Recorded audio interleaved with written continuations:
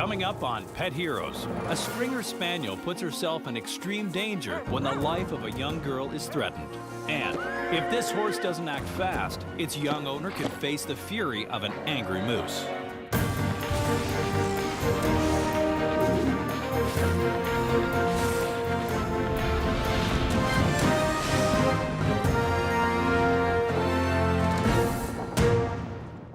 Hi, I'm Jason McCoy, and welcome to Pet Heroes.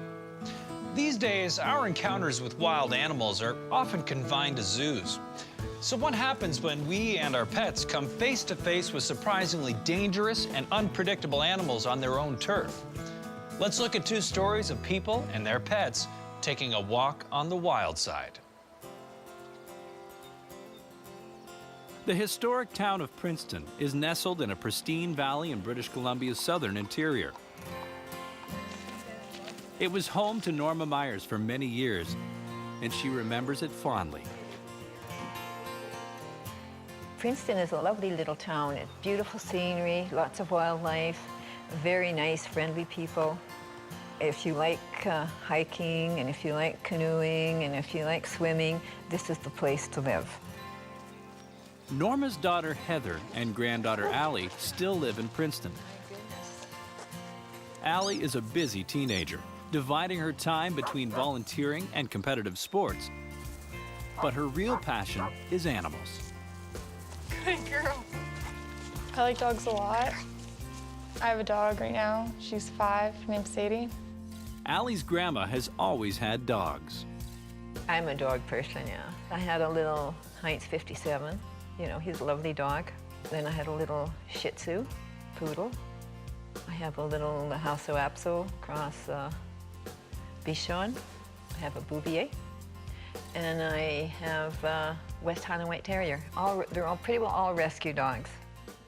One of Norma's most remarkable dogs was a Springer Spaniel named Holly, who came into her life in 1998. At 13 years old, Holly was already a senior dog when Norma adopted her. I'd never had a Springer Spaniel, so I really didn't know too much about the breed. And at first, you know, a new dog, I was new, she didn't know me, I didn't know her. It took a little while for us to bond, but once we bonded, she was just a wonderful little dog. Allie was just 4 years old when she met Holly, and even now she remembers how special she was.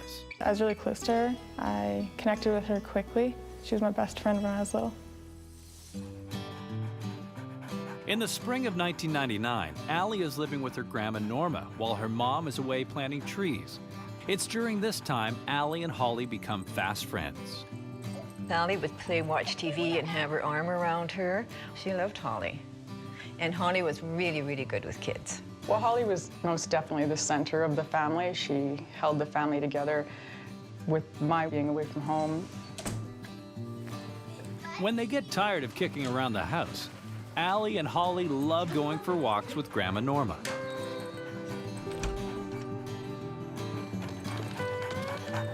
The trails that run along the river and into the woods are Holly's favorite, and just a short drive from Norma's house. But the walk they take today will be one they never forget. It begins like any other, and after making their usual stop to grab root beers, they hit the trails. Sally was just 4 years old. She runs ahead, you know, looking at this and picking up stones and throwing them into the river. And Holly, of course, was running around and flushing out birds or something. And we walked along, and I think it's about a quarter of a mile, maybe half a mile. And then we came across a bend. Just around the bend, Allie encounters a deer, a common sight on the trails surrounding Princeton. Only today, something is very wrong. This isn't a typical timid deer, but a hostile, wild animal. Allie immediately senses the danger and becomes frozen with fear. I remember being like really big and just kind of like coming at me. The way it kind of like looked and the speed it was traveling made it seem more aggressive. Renowned naturalist Brian Keating has worked closely with wild animals for over 30 years. We like to think deer are all Bambis, and they are for the most part. But they're Bambis that have been honed by an evolutionary lifetime of being pursued by top-notch predators. With any animal, there is going to be that fight or flight period. So if you get within a certain distance, it's going to be flight. It'll take off if it's a prey species like a deer. But if you somehow cross that threshold and you catch the deer having a bad day or defending perhaps a youngster that's hidden in the bush, then it could be a very different outcome. The doe is primed to attack Allie. Allie! And Norma is too far away to save her. I said, Allie, come. And I screamed, and Holly came running out of the bush. Holly rushes toward the deer, taking on an animal 4 times her size to try and save Allie. Coming up, Holly launches a brave attack on the rampaging deer and pays a heavy price. A vicious deer is charging 4-year-old Allie Myers as her grandma Norma watches helplessly too far away to intervene. Allie's only hope is her grandma's dog, Holly. When I screamed, of course, Holly came, because they know, dogs know. And she was looking after her family, right? And Holly can run faster than, of course, than me, than Allie. And if Holly hadn't got there, Allie would have got it. Wendy McClellan is a doctor of veterinary medicine, and she's not surprised Holly came running. Springer Spaniels were originally bred for hunting. They were good at flushing out game and tracking them. They're very alert, so they follow instructions and commands.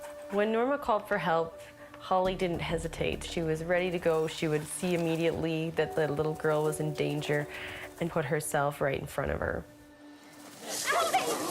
Holly gets between Allie and the rampaging deer, allowing Norma to pull Allie out of harm's way. But now Holly is in trouble. Then she didn't have a chance, because the deer came right down on top of her. The deer attacks using its powerful front hooves. Their method of attacking is a stiff-legged downward stroke. Their hooves are very sharp. They've got cloven hooves that have very, very sharp edges, powered by very strong muscles in those legs that are designed for getting away. But if they're forced to fight, if they get within that fight or flight distance and you manage to force them to fight for whatever reason, it can be immediate and lightning fast. And that slashing hoof can create serious damage, broken bones, cut skin, certainly damaged body parts. Holly struggles to fight off the deer, but it's becoming clear that she doesn't stand a chance. I had a leash, Holly's leash, and I was trying to hit the deer with it, but didn't even bother. And a deer is just one solid muscle. I couldn't believe how strong they are. So in the meantime, I had this dog laying there bleeding. Holly! The deer is relentless as it pummels Holly. Norma can't seem to do anything to scare off this crazed animal. But then she remembers the pop bottle. She hopes that spraying the deer may work, and she's shocked by what happens next. Remarkably, the sound alone scares off the deer. I shook it, opened it, and it went like that, and the deer ran away. The danger has passed, but Holly is beaten to a pulp. Norma doesn't know if her dog is going to make it, but she knows that she needs to get her some help, and fast. I knew I couldn't carry her. And a truck came, and I ran and called it down. And the guy said, what's wrong? I said, my dog was attacked by a deer. He said, holy crow.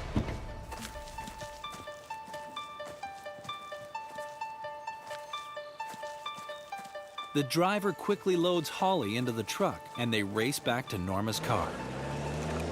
They carefully place Holly in the back. Norma is desperate to get Holly some help. Unfortunately, her vet is an hour and a half away in the city of Penticton. Norma calls ahead to her vet, Dr. Harvey, and alerts him to the situation. I was crying and driving, and I think Allie was, crying too. It was a horrible drive because I didn't know if the dog was going to make it. After what feels like an eternity, they finally arrive in Penticton.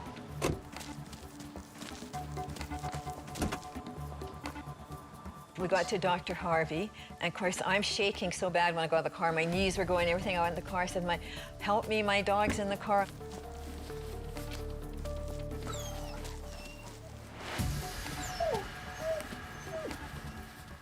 Norma and Allie wait to hear from Dr. Harvey about Holly's injuries. Finally, he brings them an update. He came out and he said, we're going to have to do surgery. And this is one of the worst beatings I've ever seen of a dog.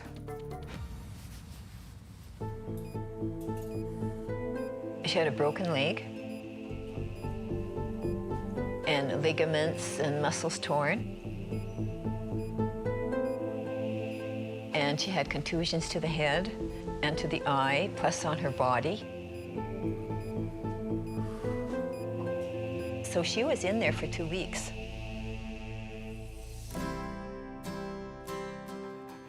Holly is finally able to come home. Almost good as new. One eye was damaged in the attack and needs further treatment. But otherwise, she's made a full recovery.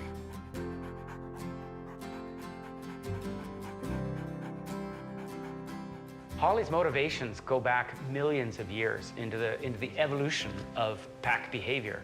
There's no question that that dog was protecting the pack and came to the pack's rescue. That's what dogs do. When you invite a dog into your family basically becomes a part of the pack.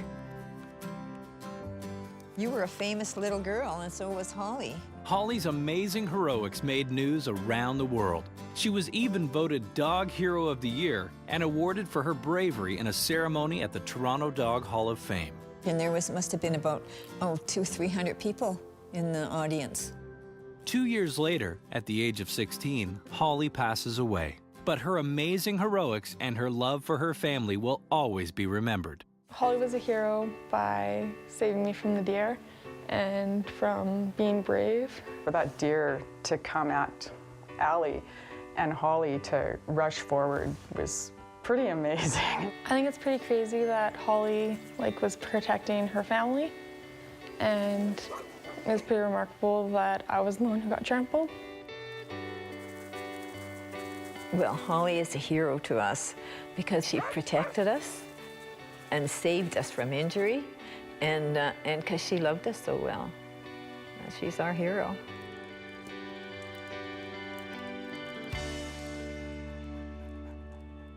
Next on Pet Heroes, a walk in the woods threatens to turn deadly for a young girl and her horse when they come face to face with an angry mother moose. We just saw how a courageous dog named Holly was quick to protect young Allie from a frenzied deer. Next, we meet Shelby Lynn and her trusted steed, Jessie. Shelby Lynn Latimer lives on a farm just outside Mattawa, Ontario.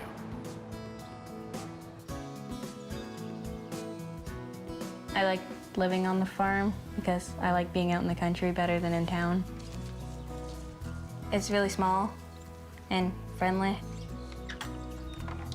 Shelby lives with her mother, Tamara, older sister, Trista, and younger brother, Alexander. And if there's one thing Shelby loves, it's horses. You should see her bedroom. There's a million posters all over the place, just horses. Her blankets and pillows and calendars that are ripped up and posted all as posters all over the room. She's crazy. Shelby had been wanting a pony, and so I had kind of put the word out to people that if you have a pony that you want to get rid of. She came home from school one day and said, oh, there's a little girl, her parents have a horse and a pony that they want to give away. So I called them up and they said, yeah, we have to move, we have to get rid of them. They were perfect for the kids, for Trista and Shelby. Shelby gets Star, a beautiful little pony. And Jessie, a 22-year-old gelding, will be Trista's. Shelby was smaller, she had the pony, and Trista had the horse so that they could ride together. But sadly, after only being with the family a year, Shelby's pony Star passes away. She was sick when we got her. She had asthma, and it was a cold night, and she died during the night. Shelby is devastated by the loss of her pony. Tristan knows that horses mean the world to her little sister and decides to give Jessie over to Shelby.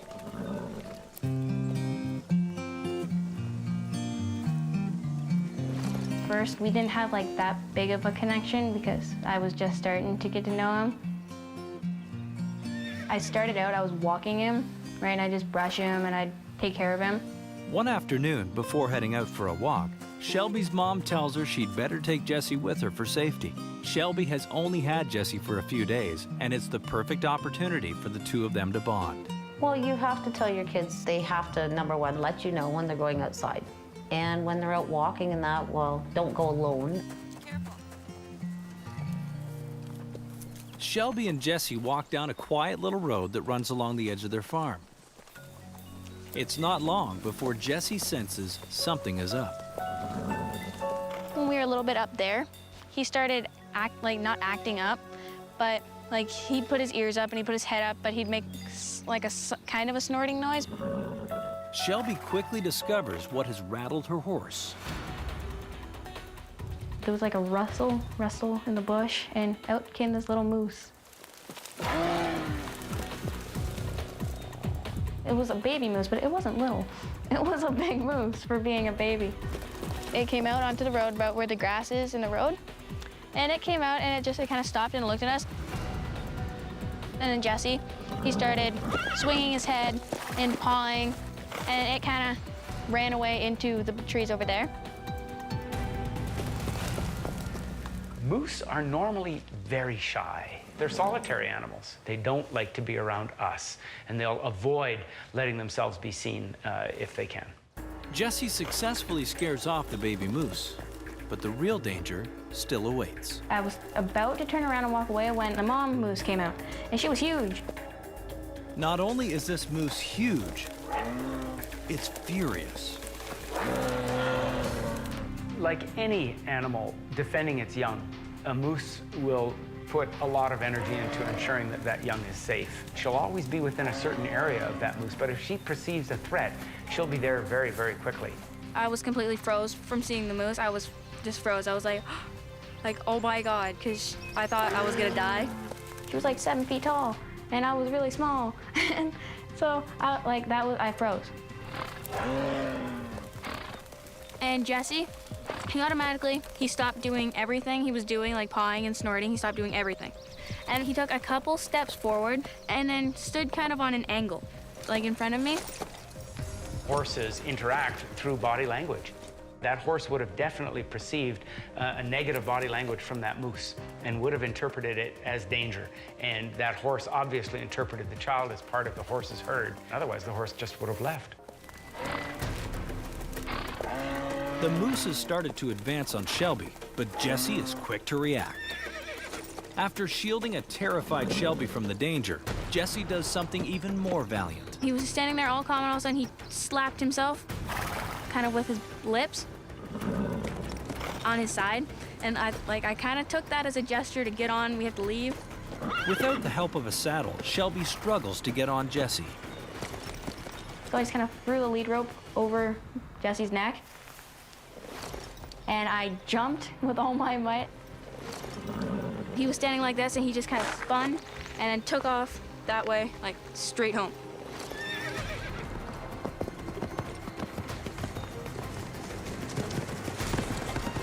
The moose was making moves, at least threatening moves, towards the child and the horse. And so it may have been an instinctual behavior for that horse to encourage that child to beat it from that location. Shelby and Jessie leave the aggressive mother moose in the dust. I looked behind me, and she wasn't running behind us, but she was kind of like taking little, fast steps. She was still flailing her head and making the snorting noise. And she kind of stopped somewhere around we were standing, and she didn't follow us far, but Jesse, he just kept running and running and running, and there was no stopping him.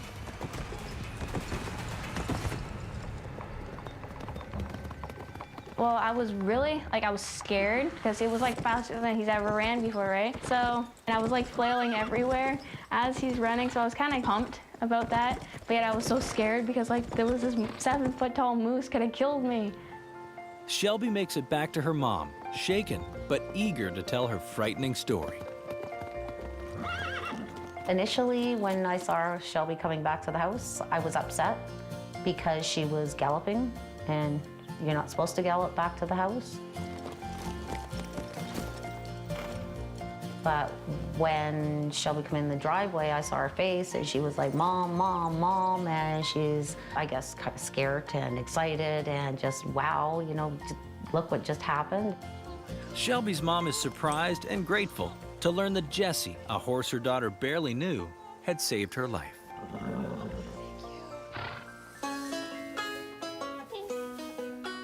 I am beyond happy I had Jessie with me. Because if I hadn't, I probably wouldn't be here right now. Shelby and Jessie are best friends. Everything she does is about Jessie. Her Facebook is about Jessie. Jessie's her world right now. But he waited for her and defended her, so yeah, I think he's a hero. I'm glad he was there. Jesse's a hero, really, for not giving in to his prey instinct to bolt. There was nothing stopping him from saving himself, so he was a hero for sticking around until she got on and he could take them both to safety. I think Jessie saved my life, because I probably would have died if he wasn't there. Jessie is a hero. He's my hero. Many of us enjoy spending time in the great outdoors, but we're often unprepared for close encounters with wild animals. Luckily, our pets are more in tune with their instincts and are willing to come to our aid. Jessie's quick and decisive action helped prevent a disaster when Shelby Lynn found herself in dangerous proximity to an aggressive mother moose. And despite her small size, Holly didn't hesitate to put herself between Allie and a rampaging deer, a decision that almost cost her life, but saved her young friend. For more information, visit cmt.ca/petheroes.